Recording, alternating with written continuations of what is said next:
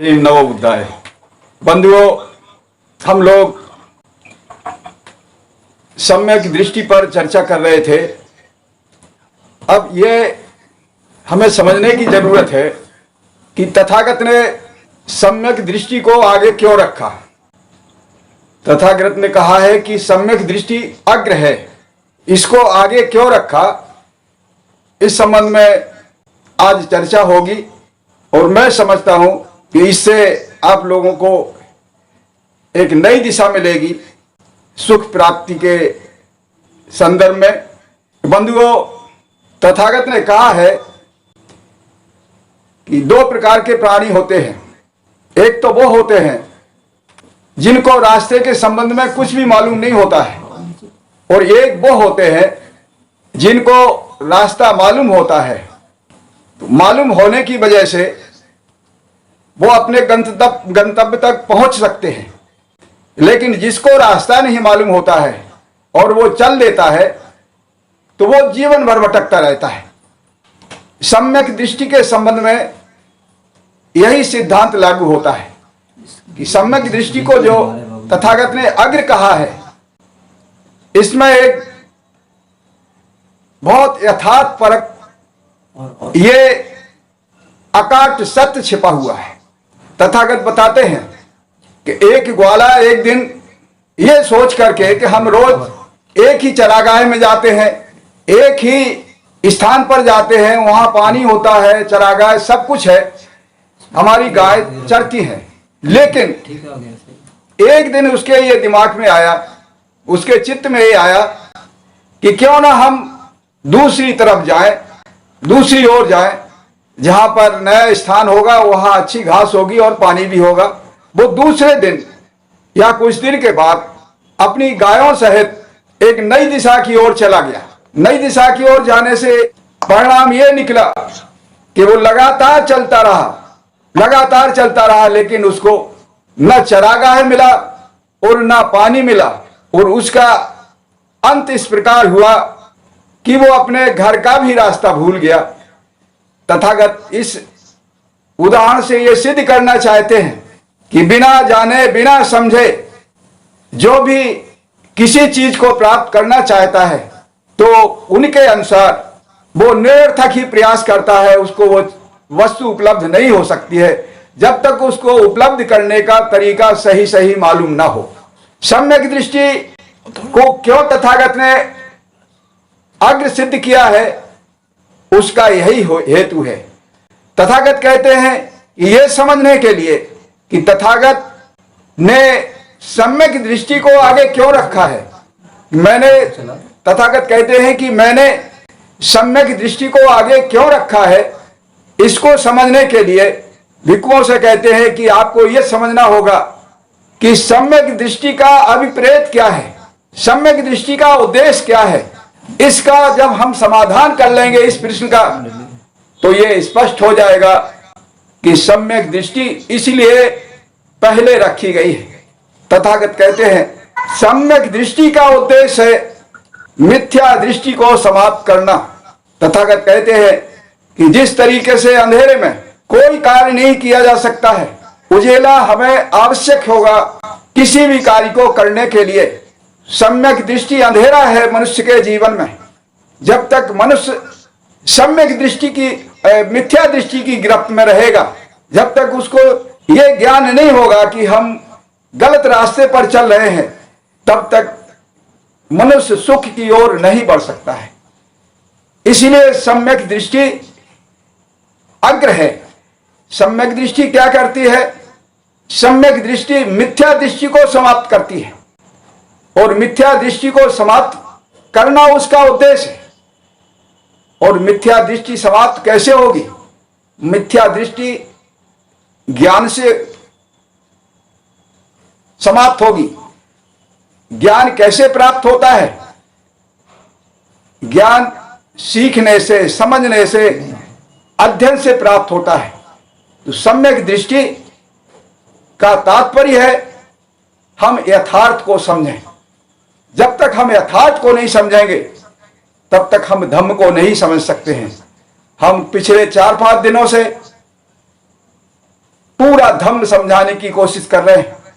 तथागत ने कहा है, मैंने इस वाक्य को पहले भी कहा था कि जिसने जो सम्यक दृष्टि नहीं समझ सकेगा वो हमें नहीं समझ सकेगा, जो चार आर्य सत्य को नहीं समझ सकेगा वो हमें नहीं समझ सकेगा।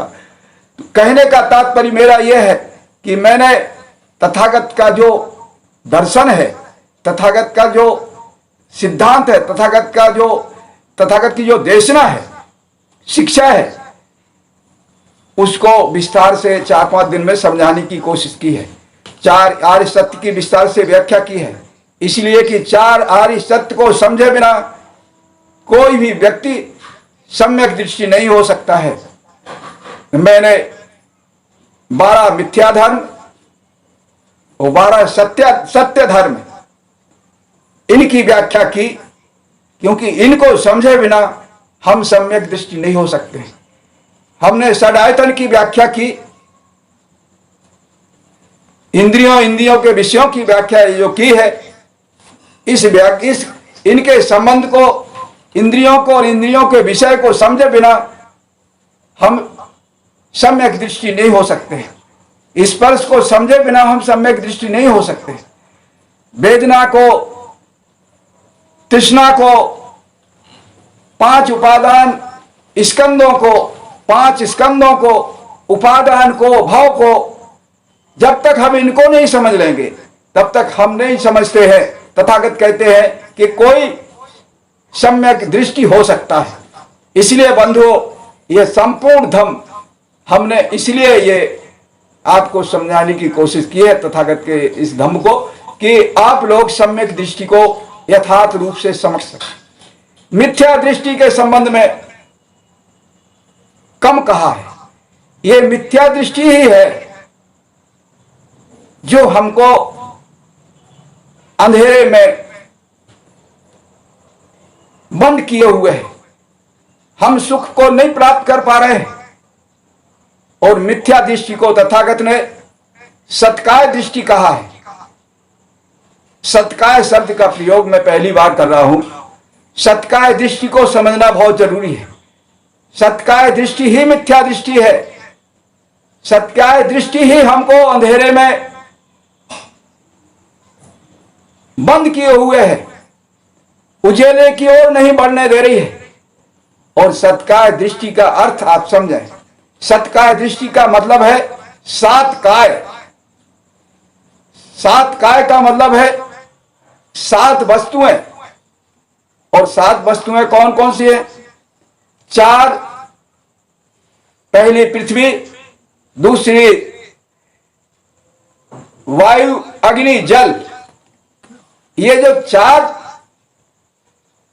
ये महाभूत हैं, जिनको तथागत ने महाभूत कहा है। इनको तथागत ने मिथ्या दृष्टि कहा है।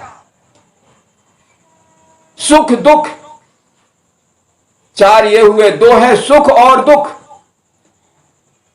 और 7वां है जो ये चेतना है। तो जो नित्यवादी हैं, जो ये कहते हैं कि दुनिया में सब कुछ नित्य है, ये जो 7 चीजें हैं ये भी नित्य है, मनुष्य इसी मिथ्या दृष्टि में उलझा हुआ है। और नित्य का तात्पर्य है ये एक ऐसी नित्य सत्ता जो अजर अमर है, जो कभी समाप्त नहीं होती है। उस नित्य सत्ता ने इनकी रचना की है। अब बंधुओं, जब हम इनको नित्य मानेंगे, सुख दुख को नित्य मानेंगे, ये मनुष्य का किया हुआ नहीं है, ये नित्य सत्ता के द्वारा उत्पन्न है। ये जो चेतना है ये नित्य सत्ता के द्वारा उत्पन्न है। जब इस अंधकार में हम डूबे रहेंगे तो हमारी ग्वाले कैसी स्थिति होगी। हम जीवन में कभी भी सुख के नजदीक नहीं जा सकते। इस मिथ्या दृष्टि को कौन मिटाएगा? इस मिथ्या दृष्टि को सम्यक दृष्टि मिटाएगी। 2 दृष्टियां तथागत ने उत्पन्न की हैं। कि इनको समझे बिना हम धम्म की गहराई में नहीं जा सकते। तो आप समझ सकते हैं किसी ऐसी बात करो। आम जन ये कहता है कि दुख है, ये हमारे बस का नहीं है।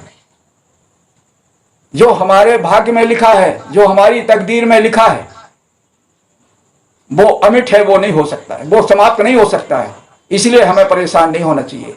सुख है, जो धन्ना सेठ हैं, बहुत सुख सुविधा से संपन्न है, वो कहते हैं कि ये हमारी तकदीर में लिखा है, ये हमारा नहीं है, ये तो हमें भाग्य से मिला है। ये भाग, तकदीर, ये सब नित्य मानी जाती है। तो अब जब ये नित्य है, ये हमारे किए हुए है ही नहीं, तो फिर व्यक्ति क्यों इनको समाप्त करने का और प्राप्त करने का प्रयास करेगा? वो तो मिलना ही है सब कुछ। ऐसी मिथ्या दृष्टि में केवल भारत नहीं, दुनिया उलझी हुई है। वो तथागत कहते हैं जब तक ये मिथ्या दृष्टि रहेगी तब तक अंधेरा रहेगा। सिद्धांत है, अंधेरा रहेगा, उजेला नहीं होगा, और उजेला होगा तो अंधेरा नहीं रहेगा। तो ये मिथ्या दृष्टि का और सम्यक दृष्टि का ये रिश्ता है। सम्यक दृष्टि क्या करती है? सम्यक दृष्टि का बहुत विस्तृत क्षेत्र है। हमारे जो धम्म प्रेमी हैं वो भी बड़ी संख्या में भ्रमित हैं इसमें कि ये क्या है, इनका संबंध है। तथागत कहते हैं कि सम्यक दृष्टि से जाने समझी चीज, सम्यक दृष्टि से जानने समझने की प्रक्रिया को प्रज्ञा कहते हैं। अब आप समझे हैं कि प्रज्ञा किसे कहते हैं? सम्यक दृष्टि से जानना और समझना, इसकी जो प्रक्रिया है जानने समझने की, यही प्रज्ञा है। प्रज्ञा जानने समझने से ही उत्पन्न होती है और सम्यक दृष्टि इसको जानती समझती है। तो जानने समझने से उत्पन्न जो ज्ञान है वो प्रज्ञा है। अब प्रज्ञा के बाद, अब चूंकि मामला सम्यक दृष्टि का है, यह बात सम्यक दृष्टि की हो रही है, लेकिन तथागत सम्यक दृष्टि को बिल्कुल गौड़ बनाए दे रहे हैं। ये क्योंकि जो कुछ भी करना है वो चित्त को करना है। ये सारा प्रयास चित्त के लिए हो रहा है, चित्त की निर्मलता के लिए हो रहा है। क्योंकि चित्त जब तक दूषित रहेगा तब तक हम सुख प्राप्ति नहीं कर पाएंगे। और चित्त जो चाहेगा वो होना है। इस गणित को समझे बिना हम सम्यक दृष्टिवान नहीं हो सकते हैं, सम्यक दृष्टि नहीं हो सकती हमारी। सम्यक दृष्टि को समझने के लिए हमें इस गणित को समझना होगा। तथागत ने जो ये खोजा है, सम्यक दृष्टि से प्रज्ञा और प्रज्ञा से स्मृति। स्मृति का बहुत बड़ा महत्व है। स्मृति के बिना चित्त को कंट्रोल कोई नहीं कर सकता है। अब स्मृति क्या करती है? प्रतिदिन की अपेक्षा आज का विषय गंभीर है, इसलिए आप लोग बहुत एक चित्त होकर के इसको समझने की कोशिश करें। स्मृति क्या करती है? प्रज्ञा सम्यक दृष्टि के अनुभव को प्राप्त करती है और प्रज्ञा सीखती है। प्रज्ञा समझती है और समझने के बाद सीखना काम स्मृति का है। जब प्रज्ञा समझ लेती है, जान लेती है, तब फिर स्मृति उसको सीखती है और इस सिद्धांत को प्रमाणित कर रहे हैं तथागत संयुक्त निकाय में कहते हैं कि जो भी धम्म है वो प्रज्ञा और स्मृति के प्रमाण के लिए है। अब यहां पर कितनी जबरदस्त उलझन है कि स्मृति को, प्रज्ञा को, स्मृति को प्रमाण किसको देना है? अब तथागत फिर एक सिद्धांत स्थापित करते हैं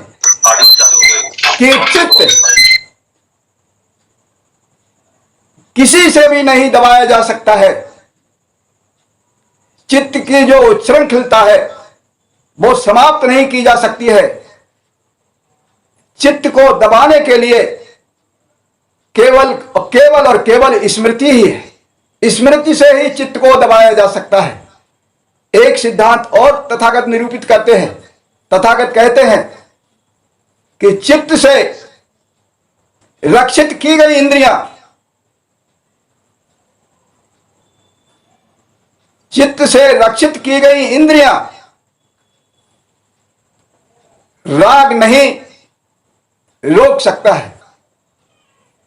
स्मृति से संयत की गई इंद्रियां राग इनको नहीं समाप्त कर सकता है। राग इनको आकर्षित नहीं कर सकता है। राग द्वेष मोह ये तीनों की हिम्मत नहीं है कि जो स्मृति से इंद्रियों का जो संरक्षण हुआ है, स्मृति से जिन इंद्रियों की रक्षा की है, उसको राग द्वेष मोह ये मिटा दे। चित्त तक कोई खबर नहीं पहुंच सकती है। क्या है इसका अर्थ? इधर तथागत क्या कहते हैं कि चित्त वही देखता है जो इंद्रियां बताती हैं, और इंद्रियां वही देखती हैं जो चित्त कहता है। अब चित्त के कहने से अगर इंद्रियां देख रहे हैं तो फिर स्मृति से कैसे रुक रहा है ये राग द्वेष मोह? इसलिए रुक रहा है कि अब चलो पीछे, कि जो तथागत ने कहा है कि धम्म प्रज्ञा और स्मृति के प्रमाण के लिए है। ये जो स्मृति है ये चित्त के पास रहती है। प्रज्ञा और स्मृति इति ध्यान में है। सतोचा संप्रजनो, सतो का तात्पर्य है संप्रजन। स्मृति और संप्रजन का तात्पर्य है होश हवास में प्रज्ञावान जानकार। तो सतोचा संप्रजनो, ये जो स्मृतिवान है और प्रज्ञावान है, वो व्यक्ति जब चित्त के पास रहता है तो संपूर्ण धम्म स्मृति समाहित किए हुए है, याद किए हुए है। तो तथागत कहते हैं कि स्मृति कहां रहती है? स्मृति का आश्रयदाता कौन है? स्मृति का आश्रयदाता चित्त है। चित्त के पास स्मृति रहती है और चित्त की रक्षा करती है। तो ये स्मृति जो धम्म जिसको पूरा का पूरा आप साथ है, धम्म का तात्पर्य है क्या सत्य है क्या गलत है, ये स्मृति को मालूम है। और ये कहां से आया? ये सम्यक दृष्टि से आया। जब तक हम सम्यक दृष्टा नहीं होंगे तब तक सवाल ही नहीं उठता है कि हम सुख की ओर उन्मुख हो जाएं। ये इतना उलझा हुआ विषय, इतना उलझा हुआ दर्शन, ये जिसके समझ में आ जाएगा, जो कोई इसको आत्मसात कर लेगा, सुख उससे दूर नहीं है। ये तथागत की गारंटी है, तथागत के दर्शन की गारंटी है। तथागत ने जो दर्शन प्रस्तुत किया है, इसलिए तथागत ने कहा है कि हमसे सिद्धा करने से वक्कली कुछ नहीं होने वाला है।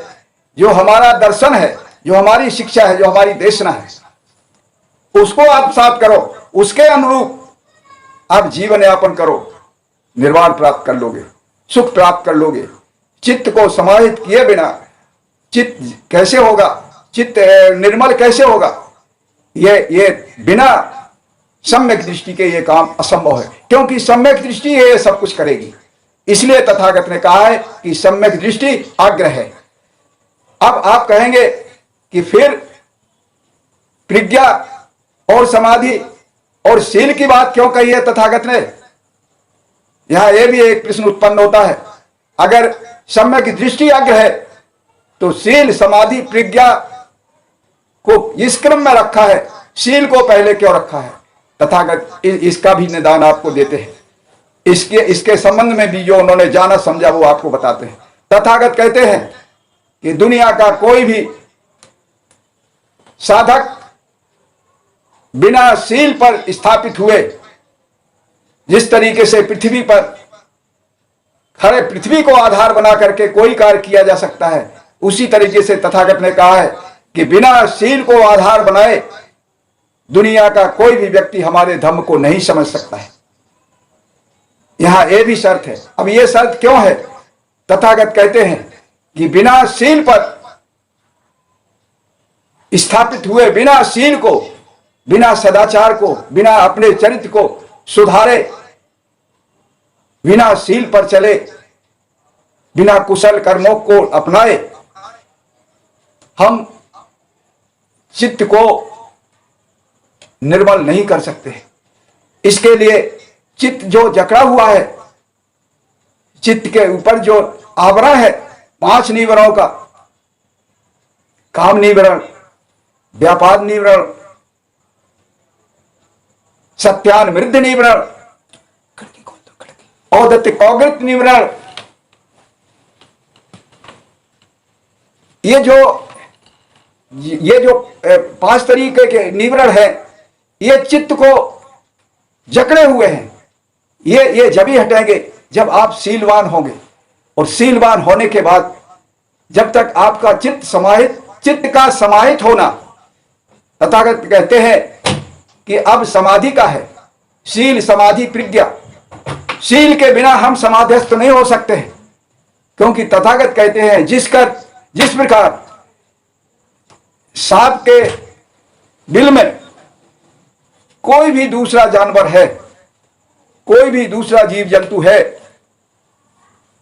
तो सांप उसमें नहीं घुस सकता है। इसी तरीके से जब तक ये 5 निवरण हमारे चित्त में समाहित हैं, ये 5 अकुशल धर्म हमारे चित्त में जब तक समाहित हैं, तो चित्त में कोई भी कुशल कर्म नहीं पहुंच सकता है। चित्त समाहित नहीं हो सकता है। चित्त समाहित जब ही होगा जब ये 5 निवरण समाप्त हो जाएंगे, और ये 5 निवरण समाप्त होंगे आपके अकुशल कर्मों को समाप्त कर देने से, शील पर चलने से। समाधि का मतलब है चित्त का समाहित होना। जो बंदर कैसा, जो औदत्त कौकृत जो एक निवरण है, ये उछल कूद कर रहा है, ये उछल कूद जब तक होती रहेगी तब तक चित्त समाहित नहीं होगा। तो चित्त समाहित करने के लिए जब ध्यान की बात होगी मैं विस्तार से बताऊंगा। अभी जब समाधि की बात हम करेंगे तब मैं बताऊंगा। अभी हम ये इसलिए बात कर रहे हैं कि हम भ्रम में पड़ सकते हैं कि इधर तो तथागत कह रहे हैं कि ये सम्यक दृष्टि अग्र है, और इधर शील समाधि प्रज्ञा को आपने महत्वपूर्ण इस क्रम में रखा है, और इसमें सारा अष्टांगिक मार्ग समाहित है। तो ये क्यों ऐसा रखा है? ये बंधु इसलिए रखा है, मैं इसलिए बता रहा हूं कि बिना शील के समाधिस्थ व्यक्ति नहीं हो सकता है।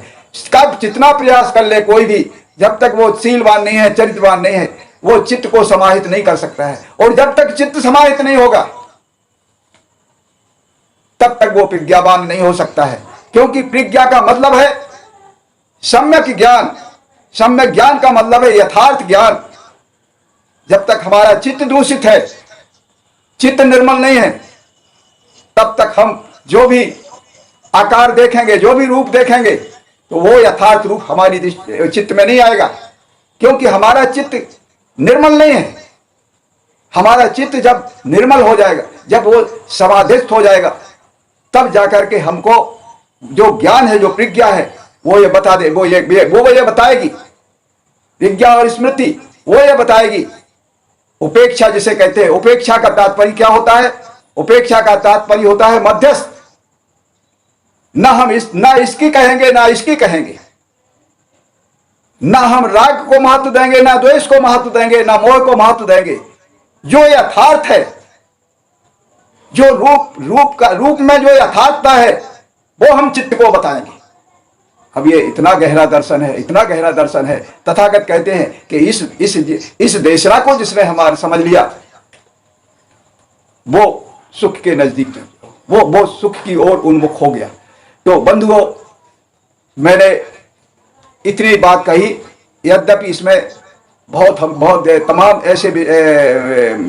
तमाम के ऐसे विषय थे इसमें जिसको हम पहले भी बता चुके हैं, लेकिन यहाँ उनकी जरूरत थी उनको बताने की। शील समाधि प्रज्ञा का जो संबंध है, कि शील को पहले क्यों तथागत ने रखा, प्रज्ञा को क्यों, समाधि को क्यों बीच में रखा, और प्रज्ञा को क्यों बाद में रखा, वो मैंने अभी संक्षिप्त में बताया। विस्तार में इसका, और जब हम स्मृति और समाधि की व्याख्या करेंगे तो उस समय इसका और विस्तार रूप आपके सामने आएगा। और आपको आनंद भी आएगा। बंधुओं, अब मेरा यह विषय रह गया है जो तथागत ने बताया है कि सम्यक दृष्टि अगर नहीं है व्यक्ति, ये बहुत महत्वपूर्ण बात है, सम्यक दृष्टि नहीं है अगर, तो इसका क्या दुष्परिणाम होता है। अगर व्यक्ति सम्यक दृष्टा नहीं है तो उसका दुष्परिणाम क्या होगा। सम्यक दृष्टि से आपके आगे के जितने भी धर्म हैं वो सभी विकृत हो जाएंगे। तथागत ने अंगुत्तर निकाय के चौथे भाग में ये कहा है कि अगर सम्यक दृष्टि नहीं है, हम मिथ्या दृष्टि है, तो हमारा जो सम्यक संकल्प है वो सम्यक संकल्प नहीं होगा, वो मिथ्या संकल्प होगा। दुष्परिणाम इसका ये होगा, हम जब हमारा सम्यक संकल्प मिथ्या संकल्प में बदल जाएगा तो हमारी जो सम्यक वाणी है वो मिथ्या वाणी में बदल जाएगी। हमारा जो सम्यक कर्म है वो मिथ्या कर्म में बदल जाएगा। हमारी जो सम्यक आजीविका है वो मिथ्या आजीविका में बदल जाएगी। और जो हमारा सम्यक व्यायाम है वो मिथ्या व्यायाम में बदल जाएगा। और जो हमारी सम्यक स्मृति है वो भी मिथ्या स्मृति में बदल जाएगी। और जो हमारी सम्यक समाधि है वो भी मिथ्या समाधि हो जाएगी। और जो हमारी सम्यक प्रज्ञा है वो भी मिथ्या प्रज्ञा हो जाएगी। और जो हमारी सम्यक विमुक्ति है अंतिम, वो भी मिथ्या विमुक्ति हो जाएगी। क्या बचेगा आपके पास। अगर हमें मिथ्या दृष्टि है तो यह प्रयास करना हमारा निरर्थक होगा। इसलिए तथागत कहते हैं कि अगर हम सम्यक दृष्टि है तो हमारा सम्यक संकल्प होगा, क्योंकि हमें मालूम है कि सम्यक संकल्प क्या है। पहले ही सम्यक दृष्टि को यह मालूम है, सम्यक दृष्टि को सब कुछ मालूम है, पूरा ज्ञान है सम्यक दृष्टि को, और सम्यक दृष्टि ही इनको सम्यक बनाएगी। ये मैं पहले बता चुका हूं। और पूरा ज्ञान जो अभी तक, पूरे बुद्ध के दर्शन को जो मैं अभी तक बोलता रहा, ये सम्यक दृष्टि, बिना इस दर्शन को आत्मसात किए कोई भी व्यक्ति सम्यक दृष्टा हो ही नहीं सकता। सम्यक दृष्टि व्यक्ति होगा तो उसका सम्यक संकल्प होगा, उसकी सम्यक वाणी होगी, उसका सम्यक कर्म होगा, उसकी सम्यक आजीविका होगी, और उसका सम्यक व्यायाम होगा, उसकी सम्यक स्मृति होगी, सम्यक समाधि होगी, और वो सम्यक प्रज्ञा होगी और सम्यक विमुक्ति होगी। तथागत ने यह भी गारंटी ली है, तथागत ये भी घोषणा करते हैं कि जो सम्यक दृष्टा है, जिसकी सम्यक दृष्टि हो गई है, तो ये सारे के सारे धर्म ऐसे ही पवित्र हो जाएंगे, उनसे सारे अकुशल धर्म अपने आप समाप्त हो जाएंगे। वो ऐसी शक्ति है इसमें कि जिस तरीके से वमन और विरेचन से वैद्य एक रोगी के शरीर को पवित्र करता है, उसी तरीके से ये सम्यक दृष्टि इन सारे के से विमुक्ति तक को ऐसा ही बिल्कुल विशुद्ध बना देगी, जैसा वैद्य वमन विरेचन से मनुष्य के शरीर को मुक्त कर देती। ये जो निरर्थक है, इन सारे अंगों को अर्थयुक्त ये सब के सब अर्थयुक्त हो जाएंगे, कहीं कोई इनमें वो विकार नहीं रहेगा। ये इतना ये महान ये दर्शन है, इतना ये गहरा दर्शन है कि प्राणी जब इसको समझ लेगा, और ये समझना कोई कठिन काम नहीं है, इसमें ये जितने भी सिद्धांत हैं तथागत के, इनको हम क्रमबद्ध समझ लें, इनकी गहराई को समझ लें, हम निर्मल चित्त हो जाएंगे। वो निर्मल चित्त होंगे, फिर हमें कोई दिक्कत नहीं आएगी, कोई परेशानी नहीं होगी, हम बहुत आगे चले जाएंगे। बंधुओं, सम्यक दृष्टि के बारे में मैंने आपको इतना बताया है, और इससे मैं समझ रहा हूं कि अब आप अगर इसको आत्मसात कर लेते हैं, आत्मसात करने के लिए तथागत ने सबसे ज्यादा 2 चीजें बताई हैं, और भी उनके तरीके हैं, लेकिन यहां मैं दो को ही प्रस्तुत कर रहा हूं इससे। अब एक तो है ज्ञान बल और दूसरा है चिंतन बल। जो हम जितना हम इसका चिंतन करेंगे, जितना इसका हम मनन करेंगे, उतना ही ये हमसे लगा रहेगा। वरना क्या है कि ये जो स्मृति है, अगर ताजा नहीं होगा ये धर्म आपका, तो स्मृति भूल जाएगी, चित्त विकृत हो जाएगा। इसलिए आवश्यकता है, क्योंकि जब हम इस दर्शन को जब हम आत्मसात करके इसके अनुरूप जीवन यापन करेंगे, ये दर्शन, ये ज्ञान 24 घंटे हमारे साथ रहेगा।